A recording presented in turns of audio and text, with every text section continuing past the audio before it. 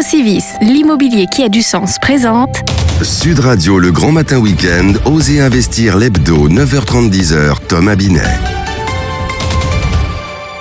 Bienvenue à vous, chers auditeurs. Vous écoutez Osez investir, 58e numéro de l'hebdo de l'investissement réussi. Bonjour Thomas Binet. Bonjour Philippe, j'espère que tous nos auditeurs nous regardent sur Facebook Live. Ils vont vous voir sur votre 31 pour le 58e numéro. C'est fabuleux. Alors, vous allez nous parler de quoi cette semaine, à part de ma tenue vestimentaire? J'avais commencé par ça, effectivement, mais je vais vite prolonger sur les sujets qui nous concernent. D'abord, de garde-meubles entre particuliers. On va recevoir également notre invité de la semaine, qui est Laurent Vimont, président du réseau d'agence Century 21. Il est en notre compagnie pour commenter l'activité immobilière. On continuera, comme chaque semaine, souvent en tout cas, presque toutes les semaines, avec Bernard Cadot, notre consultant en logement. Et on terminera l'hebdo sur l'activité du neuf. Et en deuxième partie d'émission, dans le club, nous serons avec le célèbre trompettiste Dolenz des Mélodies, Jean-Claude Borelli. TheLog.fr, la plateforme qui vous simplifie la log, présente Sud Radio, Osez investir, la clé de la semaine. Et maintenant, Thomas, vous allez nous parler de garde-meubles. Oui, absolument, Philippe. On va évoquer une situation rencontrée par beaucoup de Français quand ils veulent déménager, faire des travaux. Enfin bref, ils ont besoin d'espace. Ils n'ont pas forcément cet espace pour ranger leurs affaires. Il faut trouver un endroit. Alors, vous pouvez aller sur un garde-meuble traditionnel, mais c'est pas forcément la solution. Et c'est pas non plus souvent à proximité et c'est souvent cher. Ah oui, effectivement. Mais vous avez une solution à nous présenter ? Alors, il s'agit de stockage entre particuliers qui mettent à disposition caves ou espaces disponibles chez eux, basés sur le concept d'Airbnb que tout le monde connaît aujourd'hui. Alors, moi, j'ai retenu cette semaine une société qui s'appelle costockage.fr. Il vous propose plusieurs types d'espaces disponibles. Caves, garde-meubles, box, garage. Leur offre couvre plus de 3000 villes en France, qui est assez impressionnant quand même. Oui.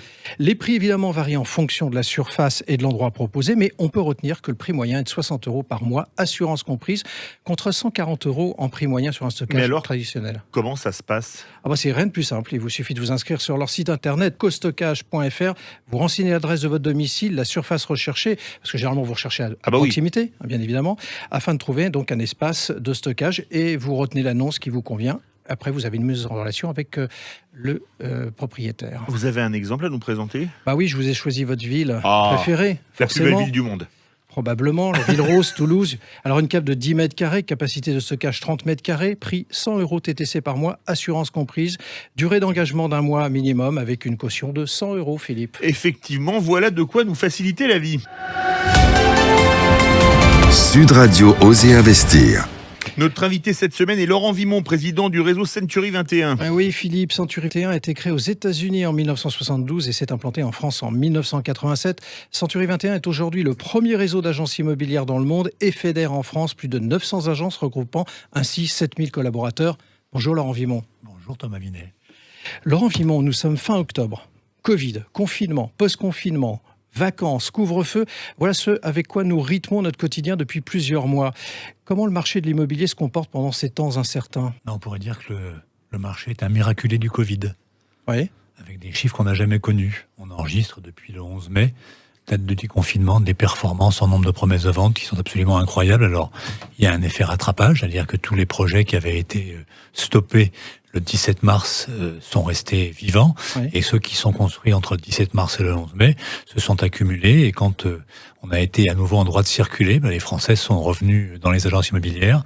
On a fait des ventes dès le lundi du déconfinement, et le mois de juillet pour Century 21 est un mois historique, c'est-à-dire que c'est le mois depuis l'histoire du réseau, 33 ans, depuis le 21 octobre 87, 33 ans où on a enregistré un nombre de ventes qu'on n'avait jamais connu sur le marché français chez Century 21. Jean-Marc Torolion, qui était à votre place récemment, disait qu'il y a un trou d'air depuis la rentrée. Alors, moi, j'ai pas de trou d'air. On enregistre en août, en septembre et jusqu'au 22 octobre un niveau de performance identique à ce qu'on a connu en 2019, qui était des mois extrêmement élevés dans l'histoire de l'immobilier. Donc, pour l'instant, moi, j'ai pas de trou d'air. On est sur un marché déséquilibré. Il manque en France environ 800 000 logements. Les taux sont extrêmement bas. Et pour les Français, j'ai le sentiment qu'aujourd'hui, acheter son logement, c'est un réflexe gaulois qui est comme avoir un bouclier sur la tête. Mais c'est pas un rattrapage, en fait. Le rattrapage est terminé. Le rattrapage est Oui. terminé. Alors, vous utilisez souvent l'expression « les intentions ne sont pas les actions ». Je crois que je vous ai bien écouté. Dans le cadre des soi-disant volontés de certains d'aller acquérir des maisons à la campagne suite au Covid, le fameux rayon des 100 km autour des métropoles. Alors, intention ou action depuis le mois de mars, mai? C'est 156% de plus en termes d'intention, c'est pas 15% de plus en termes de résultats. Il y a effectivement des tas de gens qui se sont dit pendant le confinement qu'ils étaient serrés chez eux, qu'ils avaient plus de liberté, que les enfants se battaient régulièrement parce qu'il n'y avait pas assez de place et qu'ils se sont mis à rêver d'espaces verts. Et quand ils ont été déconfinés, qu'ils ont trouvé la liberté de circuler et puis qu'ils ont mesuré les conséquences d'un déménagement sur le temps de travail, les temps de transport, sur l'école pour les enfants, il y a un paquet de projets qui ont été remisés par devers eux, comme diraient certains. Et donc, il y a beaucoup de projets qui n'ont pas vu le jour parce que déménager, ça a des conséquences extrêmement importantes. En revanche, ce qui est vrai, c'est qu'il y a un phénomène sur quelques kilomètres de Parisiens qui veulent habiter en première couronne, Saint-Cloud, Boulogne à l'ouest, Saint-Mandé, Vincennes à l'est, et de gens en première couronne qui veulent quitter l'appartement qu'ils habitent pour une maison à 5 ou 10 km de plus. Donc ça existe. Les ventes de maisons au troisième trimestre sont en hausse de 19%. Mais l'exode rural dont on a parlé, c'est une vue de l'esprit. Et vous n'y croyez pas? Moi, je crois à ce que je vois. Je suis un peu comme Saint Thomas. Et pour l'instant, et pour l'instant, merci Thomas, j'ai l'impression que les intentions ne sont pas des actions. D'accord. Alors, comment évoluent les marchés immobiliers des grandes métropoles? Parce qu'on parle effectivement toujours Paris. Bon, vous venez d'en parler d'une certaine manière. Moi, j'aimerais bien qu'on s'attache un peu à regarder Lyon, Marseille, Toulouse, forcément. On en a déjà parlé. Je peux juste dire qu'à Paris, le marché, il bloque. Alors, les prix ont arrêté de monter au troisième trimestre et les volumes de vente ont baissé de 17%. Donc, à Paris, il se passe quelque chose. Peut-être que les Parisiens qui ont réintégré Paris après le 15 juin, il n'y avait pas d'école, donc les Parisiens sont venus tardivement, ont fait redémarrer le marché plus tardivement. Néanmoins, les prix ont quand même touché des plus hauts historiques. On est à 10 500 € du mètre carré à Paris. Ça fait un petit peu d'argent. Et donc, le marché marque une petite pause. Pourquoi ça baisse, Laurent Vimont, à Paris? Ça baisse pas encore, c'est les volumes qui baissent. Parce que les acheteurs ont retrouvé peut-être un petit peu de raison et sont moins dans la frénésie qu'à une époque. Et on voit les stocks se reconstituer. Et bizarrement, quand il y a des stocks et qu'on peut choisir, on est plus prudent, on prend du temps pour réfléchir et les délais de vente s'allongent, ce qui est une bonne nouvelle à Paris intramuros. Le marché est sorti de sa frénésie. C'est un peu la même chose à Bordeaux, dans les grandes villes, dans les hypercentres, où on a connu des marchés frénétiques où les biens partaient en quelques heures, quelques jours parfois, et où le marché a retrouvé un peu de raison et recommence à fonctionner sur des bonnes bases. Ça touche toutes les typologies d'appartements, petits, grands? Oui. Oui, alors, il faut préciser que dans Paris, il n'y a plus d'étrangers. D'accord. Pour l'instant, qui achètent, ou extrêmement peu, et que ça représente 5 ou 6% des transactions. Donc, les grands appartements qui étaient les plus de 300 mètres carrés sont pour l'instant un petit peu en pause. Et le marché marque une pause. Encore une fois, je le répète, c'est plutôt une bonne nouvelle. Alors moi, je vais vous parler un peu crédit quand même, parce que est-ce qu'on prête qu'aux riches aujourd'hui avec Non, toutes les c'est conditions? faux, non. Non. Le pourcentage de primo-accédants, première acquisition dans le réseau, c'était 40% en 2019, c'est 40% en 2020. D'accord. Le nombre d'employés ouvriers n'a pas changé. Le nombre de gens de moins de 30 ans n'a pas changé. Donc, ce qui a changé, c'est que le crédit dont le robinet était ouvert en grand s'est un petit peu resserré. Depuis et janvier. que si vous venez acheter en demandant 110% sur 25 ans, on vous dira non. En revanche, un crédit à 100% avec un peu d'apport, ça passe parfaitement. Donc, il faut arrêter de dire que le robinet du crédit est fermé. Il n'est pas fermé.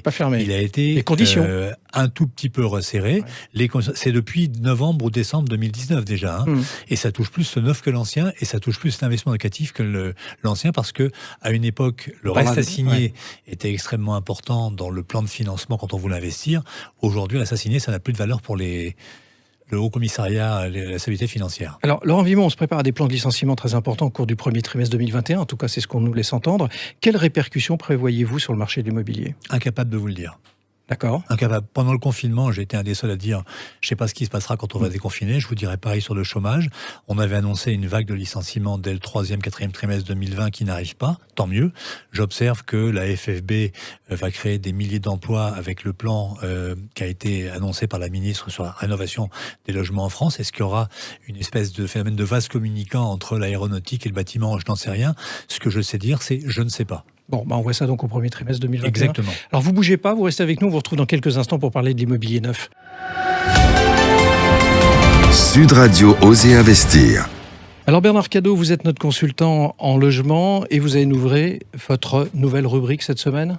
Oui, nous avons déjà évoqué sur cette antenne l'importance de géolocaliser les biens à vendre, c'est-à-dire de les situer sur une carte accessible directement aux candidats acquéreurs. Les professionnels de l'immobilier l'ont bien compris et dans leur très grande majorité, ils y adhèrent.